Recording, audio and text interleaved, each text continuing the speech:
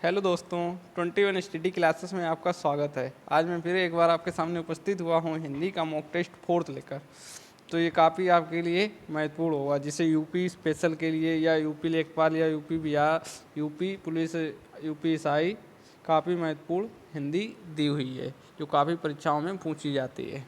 चलिए शुरू करते हैं आज का मॉक टेस्ट बगैर टाइम वेस्ट किए हुए। क्वेश्चन नंबर फर्स्ट दिया है, गांगे किसके लिए प्रयुक्त होता है। गांगे एक वर्ड होता है, ये किसके लिए प्रयुक्त किया जाता है। गांगे तो आपको बताना है भागीरथी नदी के लिए होता है, या शिव के लिए होता है, या परिस्थिति के लिए होता है, या भीष्म के लिए होता है। तो दोस्तों यहाँ से आपका राइट जवाब हो जाएगा भीष्म। भीष्म के लिए गांगे शब्द का प्रयोग होता है। ऑप्शन डी सही हो जाएगा। चलिए नेक्स्ट देखते हैं।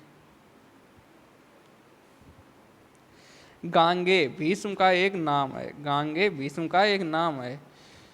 उनकी माँ और उनकी माँ गंगा थी। भीष्म की जो माँ थी वो गंगा थी, उनका नाम गंगा था। और पिता महाराज शांतनु थे। गंगा का पुत्र होने के कारण वे गांगे नाम से प्रसिद्ध हुए। चलिए नेक्स्ट देखते हैं दोस्तों। नेक्स्ट दिया है, निम्नलिखित में कौन सा शब्द शत्रु का समानार्थी है। आपको शत्रु का समानार्थी बताना है। आरती होगा, या अराती होगा, या आरती होगा, या आपती होगा। तो यहाँ से आपका सही जवाब क्या हो जाएगा। शत्रु का समानार्थी पूछा गया है, तो यहाँ से आपका सही जवाब हो जाएगा ऑप्शन बी, अराती। अराती शत्रु का समानार्थी शब्द होता है। चलिए नेक्स्ट देखते हैं। नेक्स्ट दिया है, अंधा युग किसकी रचना है। अंधा युग एक रचना है। अंधा युग किसकी रचना है आपको बताना है। अंधा युग जो रचना है गोपेश की होगी, या धर्मवीर भारती की होगी, या जयप्रकाश भारती की होगी, शैलेश मटियानी की होगी। तो यहाँ से आपका सही जवाब क्या हो जाएगा। अंधा युग रचना है धर्मवीर भारती की, तो यहाँ से आपका ऑप्शन सही हो जाएगा ऑप्शन बी। चलिए नेक्स्ट देखते हैं। नेक्स्ट दिया है, डॉक्टर धर्मवीर भारती अंधा युग के रचयिता हैं। भारती जी प्रमुख रचनाएं ठंडा लोहावीन की एक प्रसिद्ध रचना है। सात गीत वर्ष भारती जो कि प्रमुख उपन्यास का नाम है। गुनाहों का देवता काफ़ी बार पूछा गया उपन्यास है धर्मवीर भारती का। चलिए नेक्स्ट देखते हैं। नेक्स्ट दिया है, भारत भारती किसकी रचना है। भारत भारती किसकी रचना है। धर्मवीर भारती की अभी हमने देखा है, धर्मवीर भारती की तो कोई नहीं है। नरेंद्र मेहता की नहीं है। मैथिली शरण गुप्त की वो है, या गोपी शरण सिंह नेपाली की है। तो यहाँ से आपका सही जवाब क्या हो जाएगा। भारत भारती रचना है मैथिली शरण गुप्त की। ऑप्शन सी सही हो जाएगा। मैथिली शरण की और काफ़ी रचनाएं पेपरों में पूछी जाती हैं। जैसे एक पूछी जाती है साकेत। साकेत अभी यूपी में पूछी गई थी। यशोधरा भी इनकी एक रचना है। जयद्रव रथ, जयद्रव रथ भी इनकी एक प्रसिद्ध रचना है। चलिए नेक्स्ट देखते हैं। नेक्स्ट दिया है, चिड़ियाँ आकाश में उड़ रही हैं। चिड़ियाँ आकाश में उड़ रही हैं, इस वाक्य में उड़ रही जो है क्रिया किस प्रकार की है। जो उड़ रही क्रिया किस प्रकार की है। कर्मक क्रिया होगी, सकर्मक क्रिया होगी, समापातिका क्रिया होगी, अस्मापिका क्रिया होगी। तो यहाँ से आपका सही जवाब क्या हो जाएगा। उड़ रही में कौन सी क्रिया है। तो यहाँ से सही जवाब हो जाएगा सकर्मक, क्योंकि यहाँ दिया है आकाश में उड़ रही है। अगर यहाँ पे आकाश नहीं दिया होता तो ये आपकी अकर्मक क्रिया हो जाती है। तो यहाँ से आपका सही जवाब हो जाएगा सकर्मक क्रिया। चलिए नेक्स्ट। नेक्स्ट दिया है, निम्नलिखित में खड़ी बोली का प्रथम महाकाव्य कौन सा है। खड़ी बोली का प्रथम महाकाव्य वैदेही वनवास साकेत। साकेत ये मैथिली शरण गुप्त की अभी मैंने बताया था रचना है मैथिली शरण की। और प्रिप्रवास या द्रौपर। तो यहाँ से आपका सही जवाब क्या हो जाएगा। खड़ी बोली का प्रथम महाकाव्य है प्रिप्रवास। चलिए नेक्स्ट देखते हैं दोस्तों। इसके बारे में बता दूं थोड़ा, जो प्रिप्रवास है ये खड़ी बोली का प्रथम उपन्यास महाकाव्य है। महाकाव्य। और इसके रचयिता कौन है। इसके रचयिता हैं अयोध्या प्रसाद। अयोध्या प्रसाद अरिहौद। अयोध्या प्रसाद अरिहौद का एक प्रसिद्ध उपन्यास महाकाव्य है ये। चलिए नेक्स्ट देखते हैं। नेक्स्ट दिया हुआ है चलते चलते रुक गया। इस वाक्य में रेखांकित शब्द क्या है? चलते चलते, पूरा आपको बताना है। वो चलते चलते रुक गया, इसमें कौन सा क्या है? अव्यय होगा, सर्वनाम होगा, क्रिया होगी या क्रिया विशेषण होगी? तो दोस्तों यहाँ चलते चलते रुकना, तो ये एक क्रिया हो गई। चलना एक क्रिया हो गई। चलना एक क्रिया, और क्रिया की विशेषता बताई जा रही है कि वो रुक गया। रुक गया, तो यहाँ से आपका सही जवाब हो जाएगा क्रिया विशेषण। अगर आपका यहाँ ऑप्शन में क्रिया विशेषण नहीं दिया होता तो आपका सही जवाब हो जाता अव्यय। चलिए नेक्स्ट देखते हैं। नेक्स्ट दिया है सूर्योदय से कौन पक्षी प्रसन्न होता है? चक्रवाक होता है, या चकोर होता है, या चातक होता है, या कटक होता है? तो यहाँ से आपका सही जवाब कौन सा हो जाएगा? सूर्योदय से चक्रवात चक्की जो प्रसन्न होता है, जैसे ये चक्रवाक होता है, चक्रवाक नामक का पक्षी, तो ये सूर्योदय से प्रसन्न होता है। चलिए नेक्स्ट देखते हैं, चक्रवाक के बारे में देखते हैं। चक्रवाक पक्षी जो चकवा भी कहते हैं। साहित्यकारों एवं कवियों की ऐसी मान्यता है कि रात में नर पक्षी मादा से विलय हो जाता है। रात में नर पक्षी मादा से विलय हो जाता है। सूर्य उदय के पश्चात मादा से मिलना होता है। जैसे कि जब सूर्य उदय होता है तो मादा से मिलना होता है, इसीलिए कहा जाता है कि चक्रवाक सूर्य उदय से प्रसन्न होता है। चलिए नेक्स्ट देखते हैं। नेक्स्ट दिया है द्रभु सो दशरथ आजिर बिहारी में रेखांकित शब्द क्या है? द्रभु सो दशरथ अजीर बिहारी, तो इसमें पूछा गया है अजीर में अजीर क्या है? अजीर का अर्थ बताना आपको। बूढ़ा होगा, या अमर होगा, या आंगन होगा, या जोर रहित होगा? तो अजीर का होता है अर्थ आंगन, आंगन, और इसी का होता है स्थान भी होता है।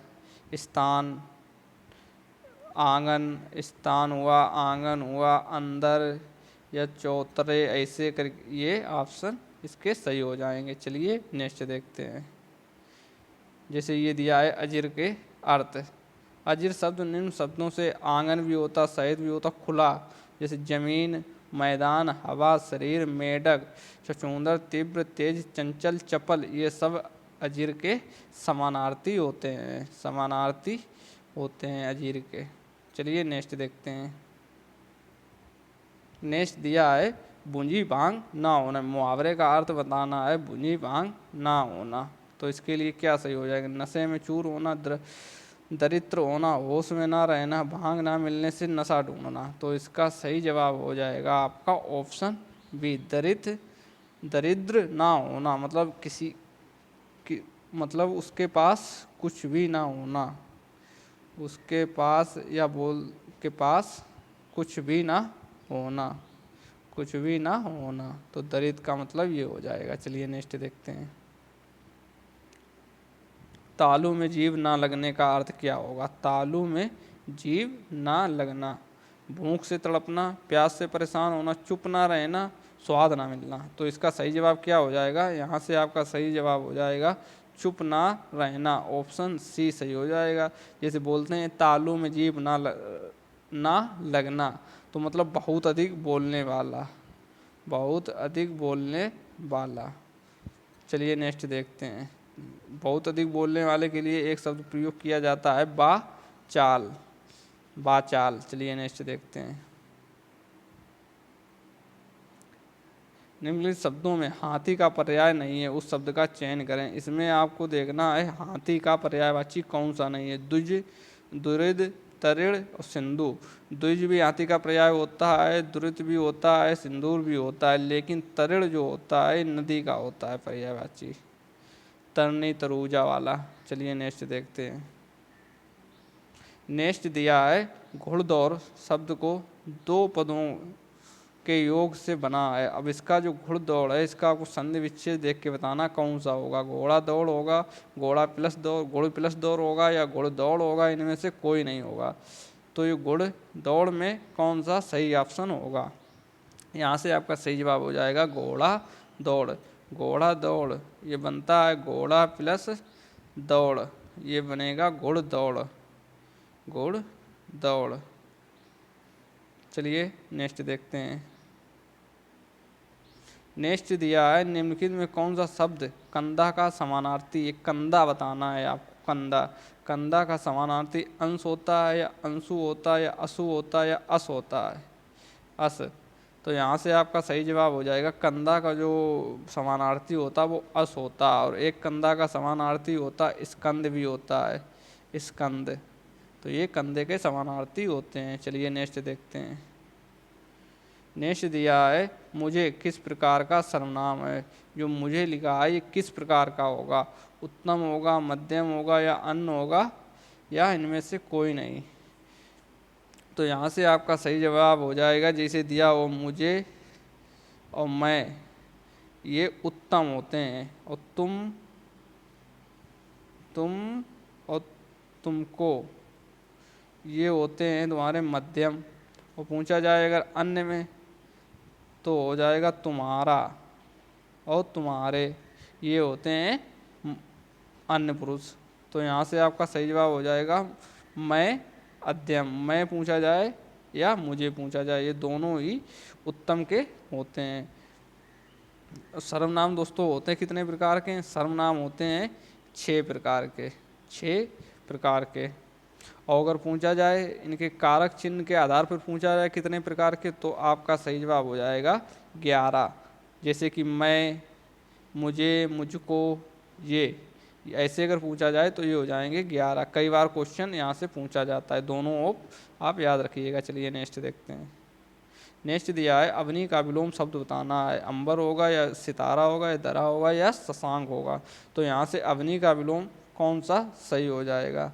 अवनी का दोस्तों विलोम होता है अंबर, तो ऑप्शन आपका सही हो जाएगा ए, अंबर। चलिए नेक्स्ट देखते हैं। नेक्स्ट दिया है, निम्नलिखित में कौन सा व्यंजन संघर्षी है। अब संघर्षी व्यंजन बताना है आपको। जा होगा या ठा होगा या हा होगा या सा होगा?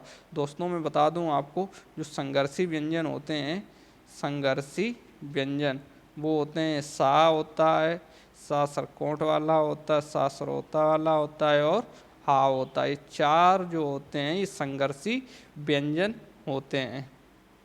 और दोस्तों अगर यहाँ से पूछा जाए स्पर्श संघर्षी, स्पर्श संघर्षी पूछा जाए तो आपका हो जाएगा चा हो जाएगा, जा हो जाएगा, जा, छा, अच्छा ये आपके हो जाएंगे छा छा जा वाले स्पर्श संघर्षी।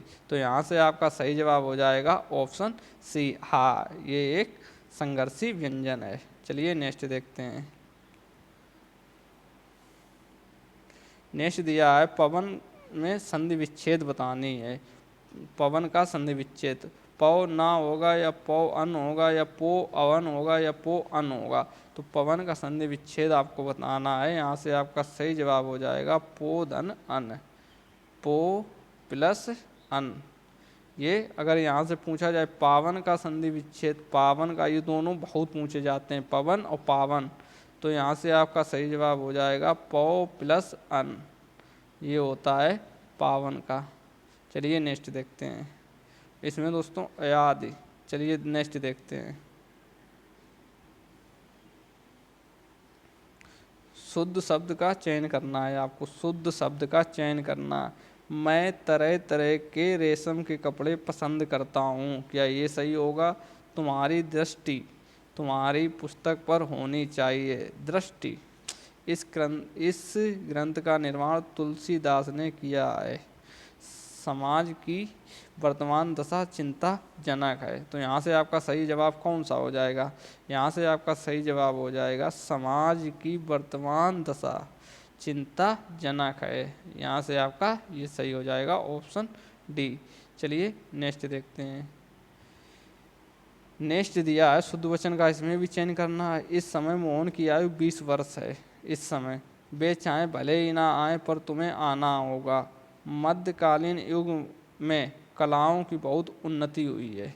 साहब ने कहा कि किसी को अंदर ना जाने दिया जाए। तो यहाँ से आपका सही जवाब क्या हो जाएगा? ऑप्शन सी, मध्यकालीन युग में कलाओं की बहुत उन्नति हुई है। चलिए नेक्स्ट देखते हैं। नेक्स्ट दिया है दोस्तों, पहले आप क्वेश्चन पढ़ लें फिर उसके बाद मैं आपको आंसर दिखा दूंगा।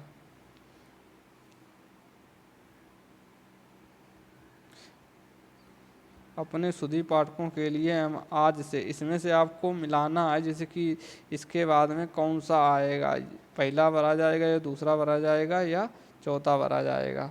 और एक बार आप ऑप्शन देख लीजिएगा किस प्रकार से भरा जाएगा। आप एक ये ऊपर वाला पढ़ लीजिए, ताकि इसमें ऐतिहासिक गरिमा अनुरक्त अक्षुण्ण रहे। तो इसके बाद में दूसरा ऑप्शन कौन सा भरा जाएगा, ये लीजिए, इतने में देखिए आप दूसरा ऑप्शन यहाँ से कौन सा आपका भरा जाएगा। तो यहाँ से आपका हो जाएगा ऑप्शन पहला चंद्रकांता, जैसे कि आपको दिखा दूँ मैं। इसके बाद में आएगा ताकि ईश्वर गरिमा रहे और चंद्रकांता। इसके बाद में चंद्रकांता उपन्यास का अलिखित अविकल रूप प्रस्तुत कर रहे हैं। यहाँ से आपका ये हो गया। अब तीसरा जो आपका आएगा, तीसरा दोस्तों आएगा ये, ताकि इससे ऐतिहासिक गरिमा अनुक्षण रहे। ठीक है, तीसरा यहाँ से हो जाएगा। और चौथा इसमें भरा जाएगा जैसे कि और नई पीढ़ी तक ये अपने मूल रूप से जाए। और लास्ट में इसका हो जाएगा यल वाला। तो यहाँ से ऑप्शन ए आपका सही हो जाएगा। किसी फिल्म अनुवाद का परिवर्तन होकर नहीं, अब तय हमने इसको रूपी से रहने दिया। तो यहाँ से आपका ये सही हो जाएगा। चलिए नेक्स्ट देखते हैं। ये दोस्तों काफ़ी बड़ा क्वेश्चन है, इसमें आ नहीं रहा है पूरा, तो मैं इसको थोड़ा छोटा कर देता हूँ तो आप पढ़ सकते हैं।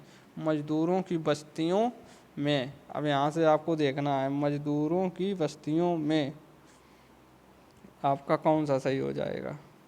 मजदूरों की बस्तियों में वहाँ के बेकार रहने वाले व्यक्तियों के या होगा व्यक्तियों के सापेक्षाकृत अनजान होने से और कल्याणकारी कार्यों के ना होने से तथा मनोरंजन शिक्षा की सुविधाओं में बिगड़ने की संभावना बनी रहती है।